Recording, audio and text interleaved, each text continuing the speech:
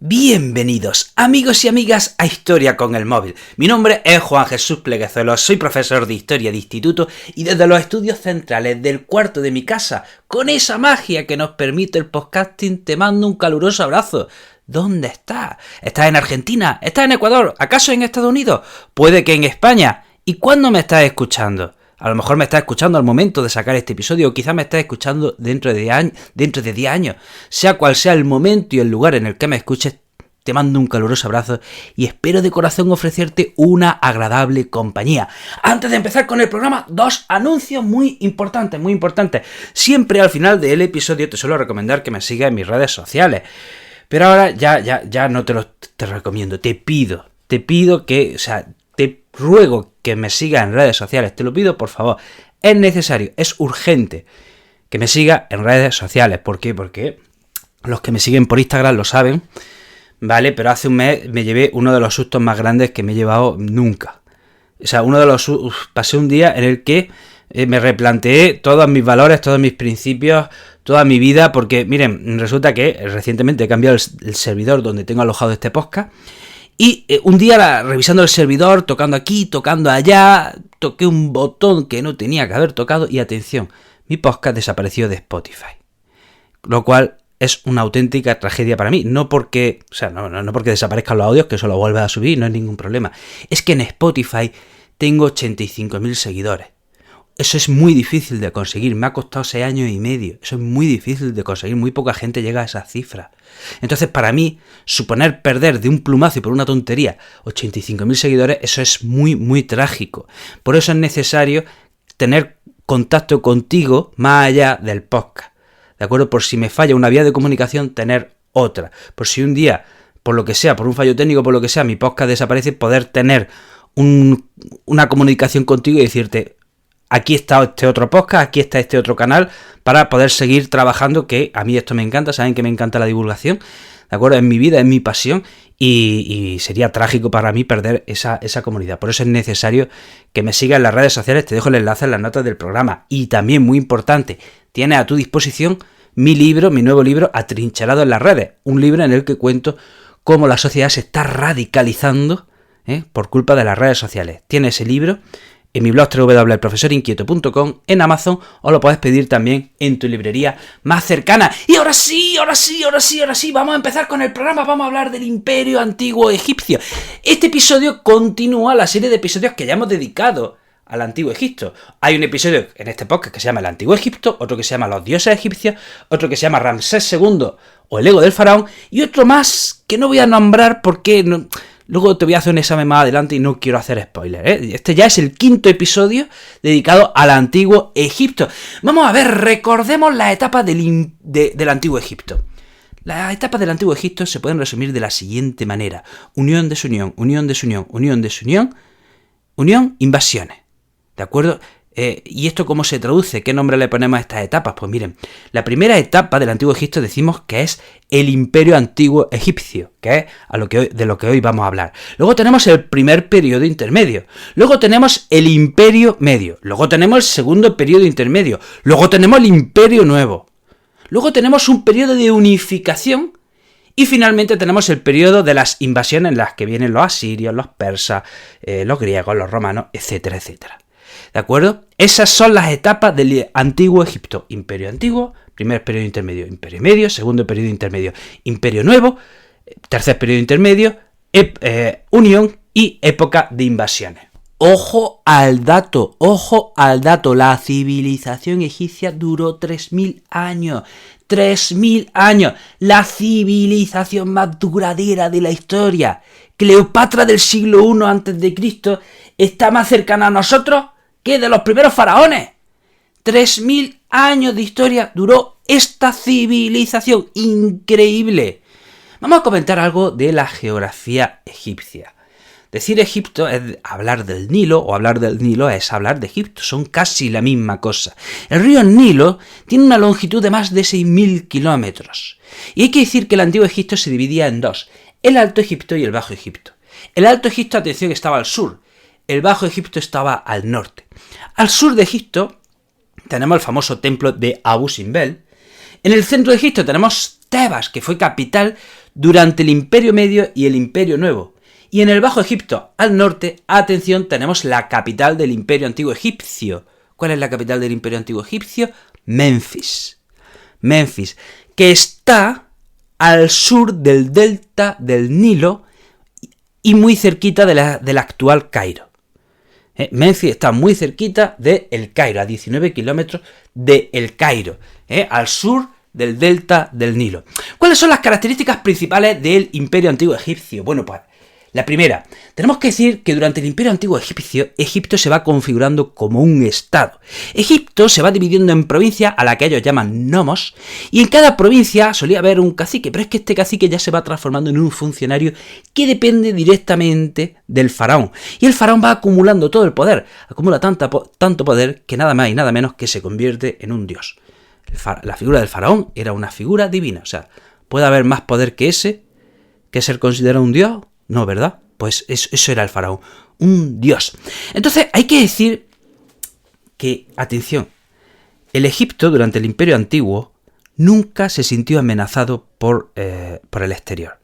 Nunca se sintió la amenaza exterior, nunca se sintió la amenaza de que otro imperio u otro pueblo fuese a invadir Egipto. Egipto se sintió seguro, al menos en lo que se refiere a posibles invasiones o amenazas exteriores. Esto es una cosa rara, que una rica civilización se sienta segura de no ser invadida. Esto es una cosa extraña. Bueno, pues en el caso de Egipto fue así. También hay que decir que las fronteras, que la naturaleza ya le dio a Egipto unas fronteras bastante sólidas, porque piensen, al norte hay mar, al oeste desierto, al este otro mar, al sur hay la profundidad de la selva africana. O sea, la naturaleza ya dio fronteras sólidas a Egipto, y esto es una cosa a reseñar, ¿de acuerdo? Así que hay que decir que durante el Imperio Antiguo Egipcio no se sintió la amenaza exterior. Aún así, los faraones siempre mandaron campañas militares hacia el exterior. Aún así, los faraones siempre mandaron algunas campañas al exterior. ¿Para qué? ¿Para qué mandan campañas militares al exterior? Ojo al dato. Egipto no tenía una ansia expansiva, los faraones no tenían una ansia expansiva, no querían agrandar Egipto, no tenían la intención de construir un gigantesco imperio territorial, con lo que tenían ya era suficiente. Entonces, ¿por qué mandan campañas militares al exterior? ¿Por qué llegan hasta la península del Sinaí? ¿Por qué llegan hasta Biblos, en el actual Líbano? ¿Por qué llegan hasta la actual Etiopía, o como ellos llamaban el país de Punt? ¿Por qué van tan lejos y por qué lanzan campañas militares hasta esos lugares tan remotos y recónditos? ¿Por qué? Pues porque querían asegurar las rutas comerciales y ¿por qué más? ¿A qué van tan lejos? ¿Para qué van tan lejos? ¿Para hacerse fotos? ¿Para hacerse selfies? ¿Para decir mira dónde he estado? No era por eso. Es porque necesitaban... ¿Qué necesitaban? ¿Por qué mandan campañas? No te oigo. ¿Por qué necesitaban en el exterior? Materias primas para construir todos esos grandes templos, todas esas grandes pirámides, todo ese lujo, todo ese boato que envolvía al faraón. Si el faraón es un dios, esa campaña militar ya merece la pena, ya está justificada. Por eso se va donde se tenga que ir. Por ejemplo, se llega hasta la península del Sinaí, porque ahí había unas minas, que son las minas de Wadi Magara, donde había piedras preciosas. Así que hay que lanzar campañas militares hasta la península del Sinaí para sofocar a esos pueblos y poder controlar esas minas. O hay que lanzar campañas militares hasta Biblos para conseguir la madera que hay allí. O hasta el país de Punt para traerse toda clase de objetos preciosos y exóticos. Como hemos dicho, la capital del Imperio Antiguo Egipcio es Memphis, que está al sur del delta del Nilo, cerquita del actual El Cairo. Y bueno, vamos a ver, ¿cuál es la característica principal del Imperio Antiguo Egipcio? ¿Cuál es la característica principal? Esto lo deben de saber. Esto lo tenéis que saber. De hecho, yo creo que buena parte de la audiencia ahora mismo se está sintiendo ofendida por la pregunta tan fácil que estoy haciendo. ¿Cuál es la característica principal de este periodo? Pues las pirámides. Las pirámides es durante esta época cuando se construyen las grandes pirámides. Durante esta época cuando los faraones se hacen enterrar en esas grandes y fabulosas pirámides que han llegado hasta nosotros. Pero no me resisto, ya me conocéis. Porque ya sabes, ¿verdad? Que Egipto es el país con más pirámides, ¿verdad? Es así, ¿no? ¿Sí o no? ¿Es Egipto el país con más pirámides? ¿Verdad que sí, no? Y además también sabéis que Egipto, o sea, es el país con más pirámides de arte egipcio. ¿Verdad que sí? Paréntesis, guiño, guiño. Repito, hago la pregunta. ¿Es Egipto el país con más pirámides del mundo? ¿Es Egipto el país con más pirámides egipcias del mundo? Pues la respuesta es no. La respuesta es no, hay otro. Hay otro, y los que sois oyentes de este podcast lo sabéis. El país con más pirámides de arte egipcio es Nubia, no Egipto. En Egipto quedan más de 100 pirámides, pero Nubia, que está en el actual Sudán, al sur de Egipto, Nubia, esa región, tiene más de 200 pirámides de arte egipcio. Esto se debe a que cuando Egipto ya decae, los nubios heredan la cultura egipcia. Estoy diciendo nubios, pero en la antigüedad llamaban cusitas. Pero bueno, decía que cuando Egipto decae, los nubios heredan la cultura egipcia y se hacen herederos de los egipcios, y sus reyes empiezan a enterrarse en pirámides más pequeñas que las egipcias, pero de estilo egipcio. Esto es una cosa interesante. Si quieres saber más sobre esto, tienes que escuchar el episodio de este podcast, Nubia, el verdadero país de las pirámides. Un episodio muy, muy interesante. Búscalo, que ahí se dicen cosas bastante curiosas. Y ahora, vamos a hablar, decíamos entonces, seguimos hablando de las pirámides. Hemos dicho que Menfis es la capital del Imperio Antiguo Egipcio, que estaba al sur del delta del Nilo. Y atención, siempre que se habla de Egipto, se pone las tres pirámides de Giza, Keops, Kefren y Miquelino. Siempre se ven las mismas tres pirámides. De hecho, pues puedes llegar a pensar que es que en Egipto solo están esas tres pirámides y que no hay más. Y no, hay, como hemos dicho, hay más de 100 y algunas de ellas bastante bien conservadas, muchas de ellas. O sea, hay más pirámides aparte de esas tres pirámides. De hecho, Menfis tiene a su alrededor 4 grandes necrópolis o 4 grandes campos de pirámides. Un campo de pirámides es Giza. Giza, que todos conocemos, donde están las tres pirámides, Keops, Kefren y Miquelino, y donde se enterraron casi todos los faraones de la cuarta dinastía. Pero es que luego hay otro campo de pirámides, que es la necrópolis de Abusir, donde se enterraron los faraones de la quinta dinastía, y allí hay 14 pirámides, la mayoría en ruinas, pero allí están. Luego está la necrópolis de Saqqara, donde se enterraron los faraones de la tercera dinastía. Y luego tenemos la necrópolis de Daxur, donde se enterraron los faraones de la cuarta dinastía. Y les recomiendo que si ustedes van a Egipto, no se queden solo en las pirámides de Giza. Vayan ustedes a visitar los otros campos de pirámides. ¿Por qué? Porque las pirámides de Giza están petadas de turistas. Es a donde todo el mundo va. Es la necrópolis más cercana al Cairo. Está muy cerquita en autobús, entonces es donde todo el mundo se queda. Pero si vais a los otros campos de pirámides, vais a alucinar. Las pirámides son igualmente hermosas y bellas y hay muchísimo menos turismo. Podréis disfrutar de las pirámides muchísimo más a gusto y con bastante menos agobio. Bien, vamos a hablar ahora de los faraones. Y antes, ¿cómo se ha establecido estos faraones que son de hace casi 5.000 años?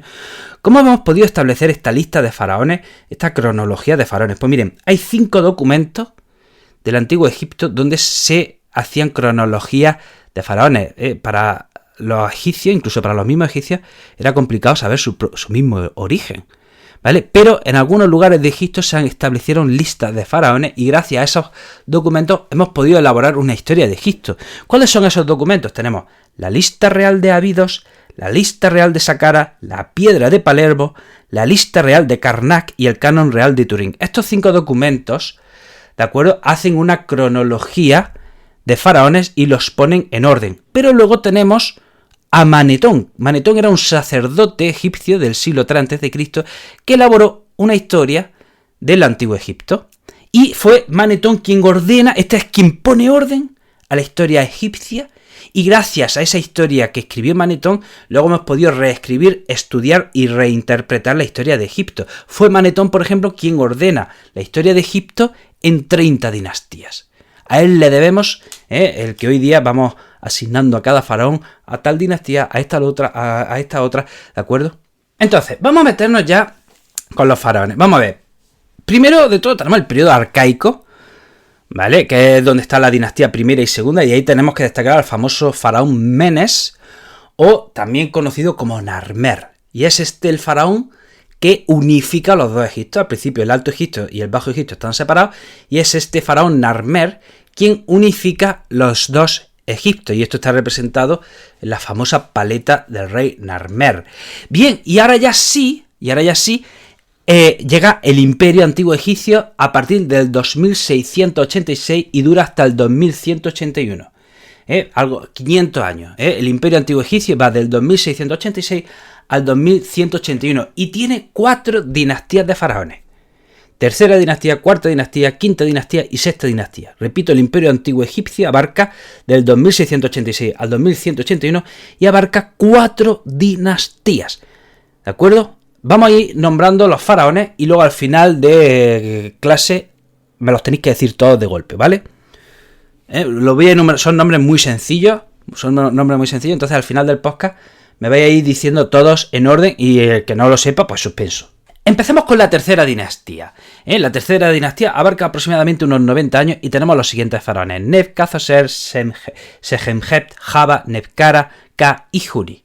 Pero de todos estos faraones, sin duda alguna, tenemos que destacar a la rockstar, a la estrella, a la primera gran celebridad del Imperio Antiguo Egipcio, que es Zoser.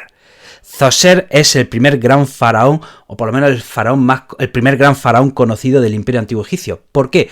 Porque de él se conserva la primera gran pirámide de la antigüedad. De él se conserva la primera gran pirámide del Imperio Antiguo Egipcio. Y su pirámide tiene una particularidad, y es que es una pirámide escalonada. ¿Por qué? Vamos a ver. Antiguamente, en el Imperio Antiguo Egipcio, los primeros enterramientos se hacían en mastabas. ¿Qué son mastabas? Digamos que las mastabas eran bloques de piedra cuadrangulares, y sobre ese bloque de piedra se hacía un túnel y en el fondo del túnel se ponía la cámara funeraria. Pero si a ese bloque de piedras le añade un nivel y luego le añade otro nivel y luego le añade otro nivel, te sale una pirámide escalonada. Entonces, de Zoser tenemos la primera gran pirámide de Egipto, que se encuentra ¿dónde? En Saqqara. Ya hemos dicho que Giza era una necrópolis cerca de Memphis, pues Saqqara es otra necrópolis cerca de Memphis, ¿de acuerdo? Esa pirámide está en Saqqara. Y tenemos que destacar también que él, mandó varias expediciones a la península del Sinaí para controlar esas minas de las que hemos hablado antes, las minas de Wadi Magara. Y tenemos que destacar también, que de Zoser se ha encontrado la estela del hambre, una inscripción donde se cuenta que como durante el periodo del faraón Zoser, en Egipto hubo una hambruna y él le rezó a los dioses para solucionar ese problema, que se acabó solucionando gracias a que él le rezó a los dioses. Vamos a hablar ahora de la cuarta dinastía, que va del 2613 al 1484. Y aquí sí que tenemos ya faraones conocidos, y estos sí que son auténticas estrellas. El primer faraón es Snofru. Snofru, un faraón que también manda campañas militares a Nubia y a Libia. Se dice que su campaña a Nubia, atención, consiguió capturar a 17.000 prisioneros. En su campaña a Nubia consiguió capturar a 17.000 prisioneros. Y también es conocido Snofru porque tiene nada menos que 3 pirámides. No una, sino 3 pirámides. Hizo primero la pirámide de Meidum, luego hizo la pirámide acodada de Dashur y luego tenemos la pirámide roja. Y atención, esta tercera pirámide, llamada la pirámide roja, es la primera gran pirámide clásica, como hoy día lo entendemos. La pirámide de Zoser era una pirámide escalonada, pero esta pirámide roja de Snofru es una pirámide lisa y es la primera gran pirámide clásica como hoy día la entendemos. Y atención, ¿quién sucede a Snofru? Otra gran estrella, Keops. ¿Por qué es famoso Keops? Porque tiene su gran pirámide en Giza. Y de las 3 grandes pirámides que conocemos de Giza, la pirámide de Keops es la más grande. Luego le sucede otro faraón que se llama Yedefra, cuya pirámide está en ruinas, y luego le sucede otro faraón que es Kefren. Y este Kefren probablemente tiene uno de los rostros más populares de la historia. O sea, probablemente el rostro de Kefren es sin duda alguna el rostro más contemplado de la historia, uno de los rostros más contemplados de la historia. ¿Por qué? Pues porque ya saben que en Giza tenemos muchas pirámides, pero las más famosas son esas de Keops, Kefren y Miquerino. Entonces, al lado de la pirámide de Keops tenemos la pirámide de Kefren y también tenemos la Esfinge. y parece ser que la esfinge tiene el rostro de Kefren, ¿de acuerdo? Y además también la pirámide de Kefren es fácil de identificar. ¿Por qué? Porque el vértice de la pirámide todavía es original. Si ustedes observan una foto de las 3 pirámides de Giza, verán que una de ellas tiene todavía el vértice original. Las otras tienen la cubierta arrancada, pero la pirámide de Kefren todavía por el vértice quedan los restos originales, por eso es fácil de identificar. Luego a Kefren le sucede Yedefor, luego otro faraón que se llama Baefra, y luego tenemos otro faraón también conocido que es Mykerinos, y este es quien tiene la tercera pirámide de las pirámides de Giza. Entonces tenemos esas 3 pirámides en Giza: Keops, Kefren y Mykerinos. Y atención, esto no lo sabe mucha gente, pero ¿saben ustedes dónde está enterrado Mykerinos? ¿A que no adivinan dónde está enterrado Mykerinos? Pues no se lo van a creer, pero Mykerinos se vino a España para terminar su jubilación, y aquí murió y aquí fue enterrado. No, bueno, no fue exactamente así, pero algo de cierto hay. Miren, en 1837 los ingleses se querían traer el sarcófago de Mykerinos para llevárselo a Inglaterra. Bueno, pues resulta que el barco que llevaba el sarcófago de Mykerinos, cuando iba por las costas españolas enfrente de Cartagena, naufragó y ese barco se hundió. Y ese sarcófago tiene que estar en algún lugar de las costas de la zona de Cartagena.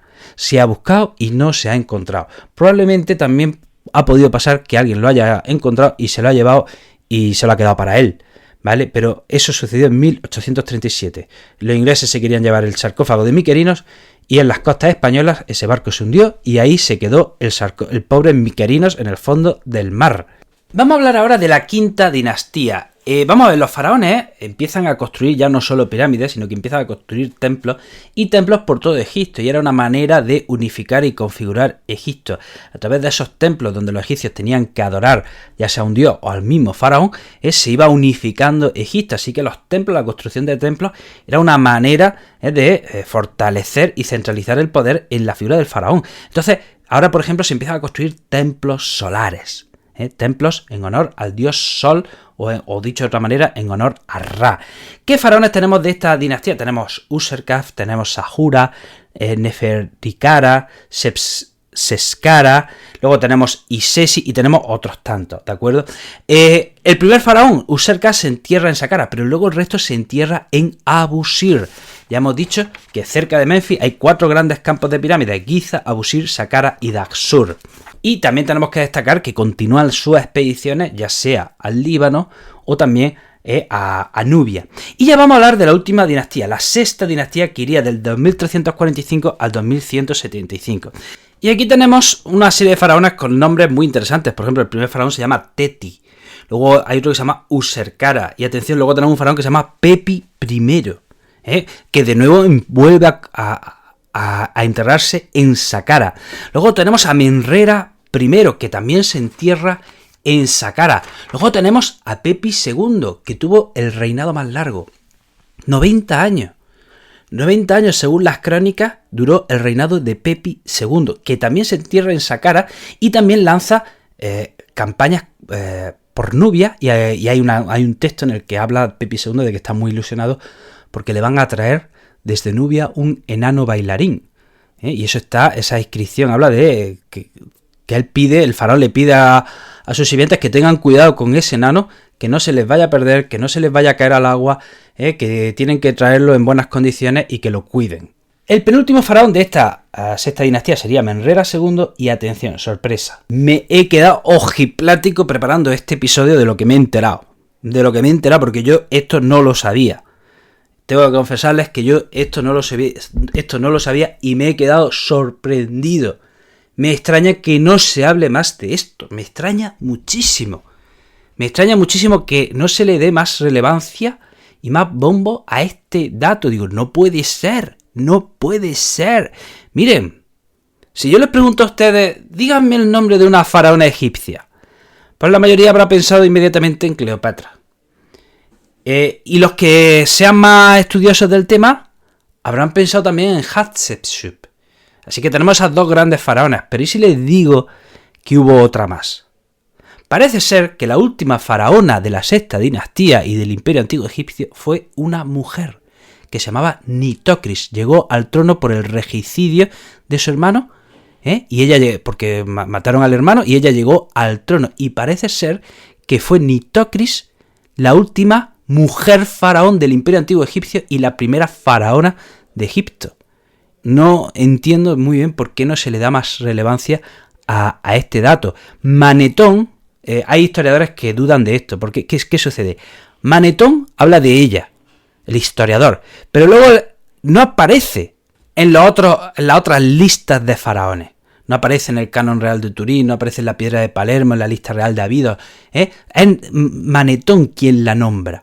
Pero como no aparece en las otras listas de faraones, muchos historiadores dudan de que esta mujer existiese realmente.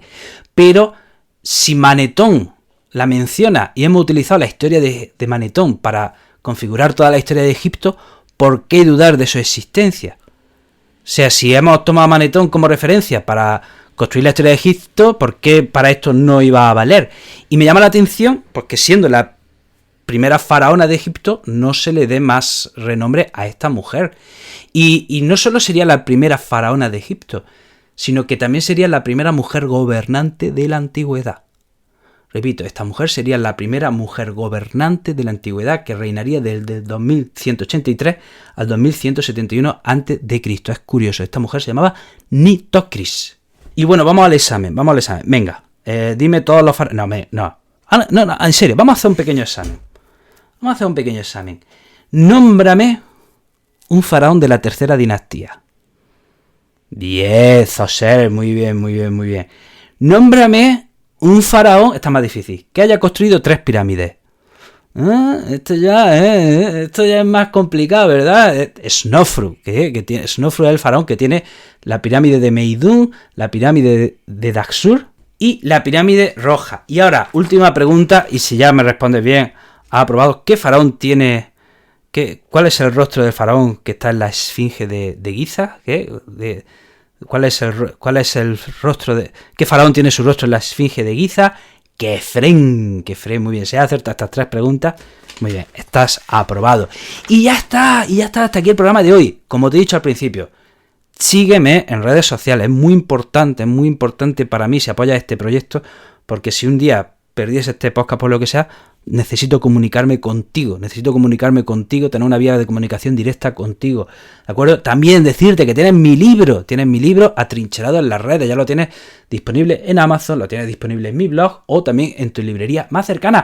Bueno, ya está, que estoy muy contento de veros y que nos vemos en el próximo programa. Chao.